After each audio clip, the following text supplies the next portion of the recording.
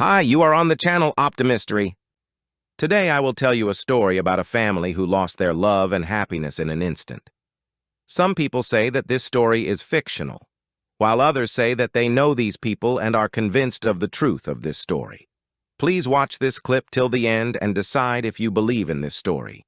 Everyone dreams of a life of luxury and abundance, of dazzling success and high social status. What would you choose? What were you willing to sacrifice for a life of luxury? If you think it's an easy choice, it's only because you've never been in the O'Malley family's shoes. This story begins almost 100 years ago, in 1920, when the world economy was slowly recovering from the severe crisis that had erupted after the First World War. Robert O'Malley was a young, ambitious Irish businessman whose fortune was growing by leaps and bounds. At the time, Ireland was fighting for independence from Britain, and O'Malley was a major supplier of gunpowder, the most heavily trafficked during the war.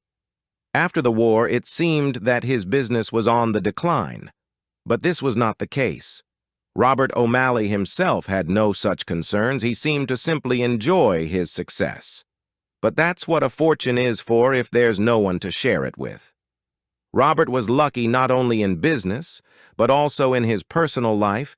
He met a beautiful American Jeanette who was a model. Feelings between them burst out immediately, and soon played a wedding. The young couple had everything for a happy life: love, youth, and a huge fortune.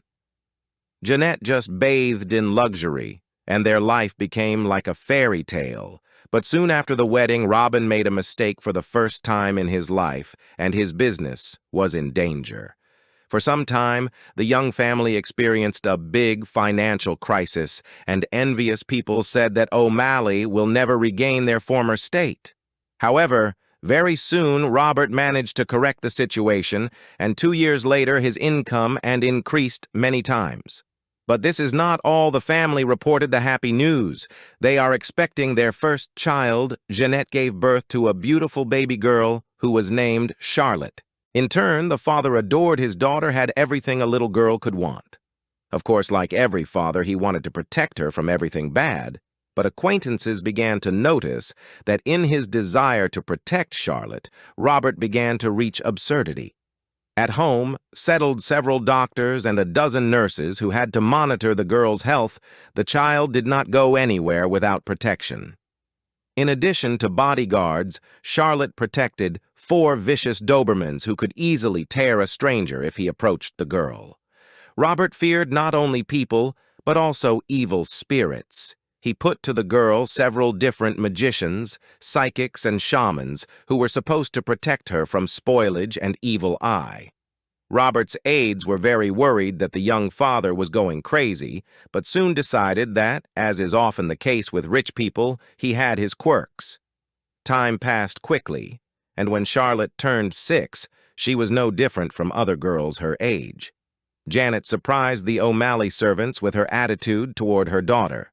Unlike Robert, she had no special affection for Charlotte, but that didn't mean she didn't love her daughter. The servants think they know why. Janet had to give up her modeling career because of her pregnancy, and perhaps that sacrifice was too much for her, and deep down she resented that her daughter had to give up her ambitions. No matter how hard Robert tried to protect his daughter, one day a mysterious illness shattered the child's life. You can understand how difficult it is to convey in words the grief felt by the father, and not only him.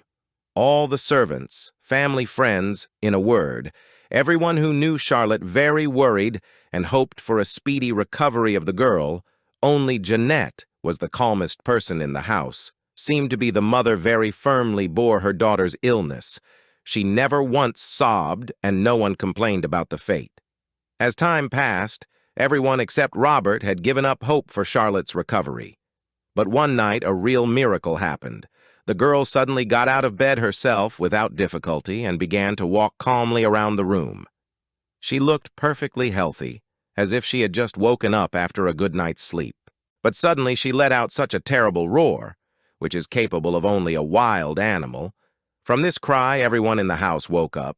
It became clear Charlotte's awakening is not a happy event, and it is not young O'Malley, the favorite of the whole house, came to her senses.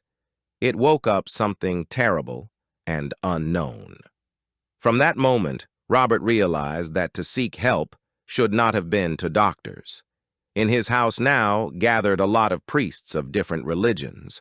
All of them were sure Charlotte's body possessed by an evil spirit. The situation worsened. With each day, the girl became more and more aggressive. She pounced on people, smashed everything in the house if she was crossed.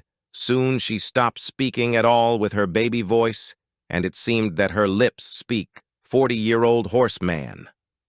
Charlotte tired to fear not only the servants, but even the vicious Dobermans, who guarded her from infancy from her inhuman cries.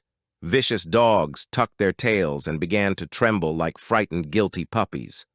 Over time, priests of different denominations joined forces to conduct an exorcism ritual and free Charlotte's body from the evil spirit. They read the strongest prayers in different languages, but the demon, which they managed to call, only mocked them. He even began to read the prayer with them while twisting the words to show how worthless all their attempts. After the failed ritual, clergymen were forced to inform Robert that they are powerless according to their words.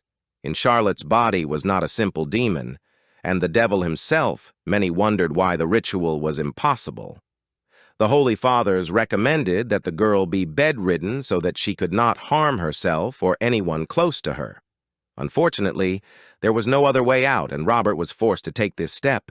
But one night when he read a prayer at his daughter's bedside, the girl suddenly stood up despite the shackles that restrained her. She, lightning, rushed away from the house, and her father rushed after her to catch up with Charlotte.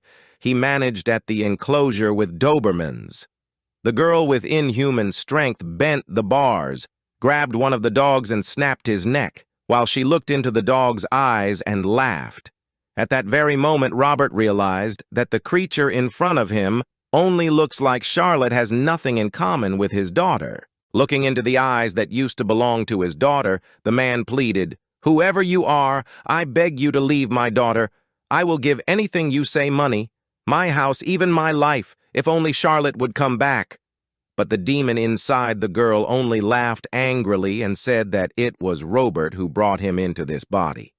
The man obviously understood what was going on, but began to shout that all this was a long time ago and Charlotte has nothing to do with it. After these words, the demon began to laugh even louder and said, "Do you still believe that your daughter can still come back? You need to talk to your wife." But Robert, mad with grief, seemed to hear nothing, only continued to scream and demand that his daughter be returned to him. Neither entreaties nor prayers worked, and Robert slowly began to lose hope. But one day he was advised to turn to a hermit monk from Romania. In his letter, Robert tells a terrible story. After examining Charlotte's condition, the monk decided to speak to her parents alone. The first question he asked was, "Tell me, where is Charlotte's brother?" Mr. and Mrs. O'Malley looked at each other but said nothing. Robert says that the monk has misunderstood that Charlotte is their first and only child, but the strange monk replies that if they continue to lie, he will leave the house. Then Janet, as if exploding, starts demanding her husband tell the truth, and he tries to silence her.